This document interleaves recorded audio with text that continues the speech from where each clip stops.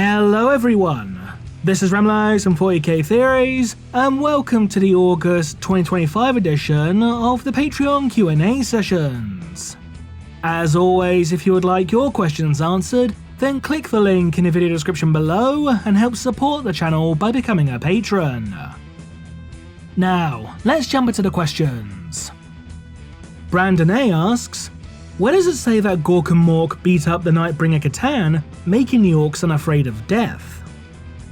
I have no idea, and to be honest with you, I feel like this might be a case of Phantom being taken as canon, so unless someone can actually provide a source, I'm just gonna say it's not a thing. Sorry. Is there more than one Imperial Warmaster at any given time? In the modern Imperium? To my knowledge, yes. Why do some Inquisitors choose to make their appearances publicly known when it is better to appear suddenly and surprisingly? Intimidation.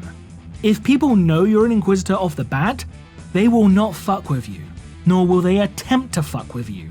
It's purely that. Sigma Knight asks, what kind of Inquisitor are you? A Puritan or a Radical? Totally radical, dude. Is it possible for the Tyranids to consume a Chaos God? I find it unlikely purely on the basis that the Chaos Gods are not physically tangible beings. They are purely of the warp. So yeah, I find it extremely unlikely. Is it possible later on there will be a faction among the Tau Empire that worships Tau Va and allows Psykers? Well, Psykers are already allowed in the Tau Empire, it's just that the Tau themselves haven't evolved to become a psychic race yet, because they have humans, they have Nikasar, they have Sharpactin, all of which have psychic potential, so that's a non-issue. But in regards to worshipping the goddess Tau Va, yeah, I can see it happening in the future, yeah. Voice of the Emperor asks, what is the difference between a Chaos Obliterator and a Chaos Terminator? So a Chaos Terminator is just a Chaos Space Marine in Terminator armor. That's it. Whereas an Obliterator is someone infected with the Obliterator virus, which turns someone into a biomechanical horror in where their very bodies can grow guns. Like their very bodies become an actual weapon. That's the difference. Caiaphas Crane asks, what are some of the weirdest creatures known to exist in the Milky Way that humanity has had the misfortune of fighting and needing entire chapters of Space Marines to put down?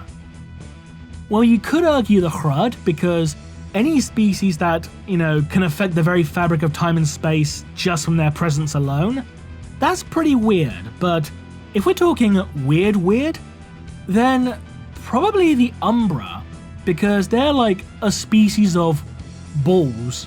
As in, like, they're orb creatures that they can take on a more traditional tetrapod shape, like with limbs and claws and teeth and that kind of thing, but they're just a race of balls who may or may not be the fragments of a surviving old one.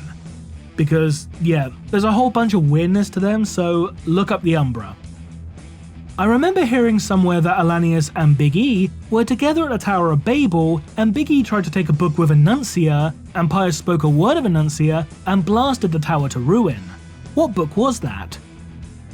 It was one of the Siege of Terror books. I think it was Warhawk, but it might have been Mortis, but I'm fairly sure it was Warhawk. Alanius Pius keeps changing personalities during the Horus Heresy books and the Siege of Terror series. Is it caused by some trauma or insanity, or something completely different? Honestly, it could be something as simple as stress, because think about what he's been through. He's been through the events of Calf. He had to lead his Argonauts to Terror by cutting through the veil of reality with his Anathame blade and all that. So with all that on his shoulders, all that weight, all that pressure, all that stress, it probably would have had an adverse effect on his psyche and his personality. So honestly, I'll probably just say it's stress, because to say he went through a stressful situation is putting it mildly, to be honest, so yeah, I'll say stress. Just No Way asks, have there been recorded instances of the effects of Astartes' gene seed on Kroot?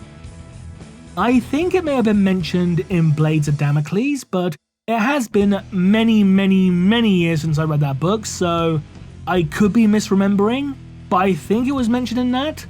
I know the Liber Xenologist does like have visual depictions of like different types of Kroot.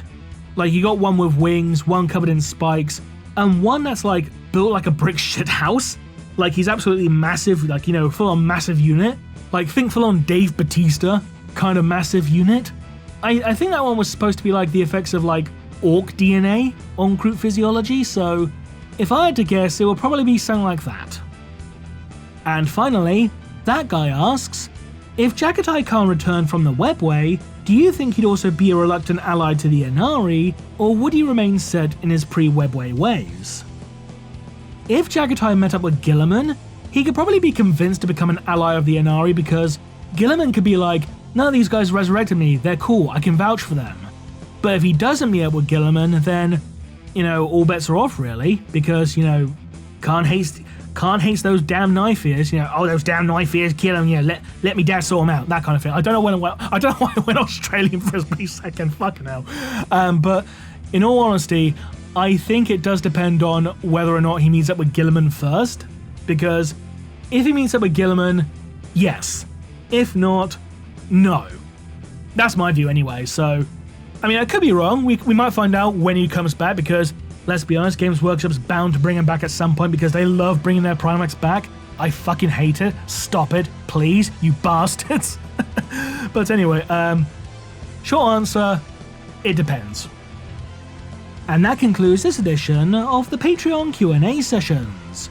As always, if you would like your questions answered, then click the link in the video description below and help support the channel by becoming a patron. Until next time, this has been Remlays from 40k Theories, and we'll see you again soon. Bye bye!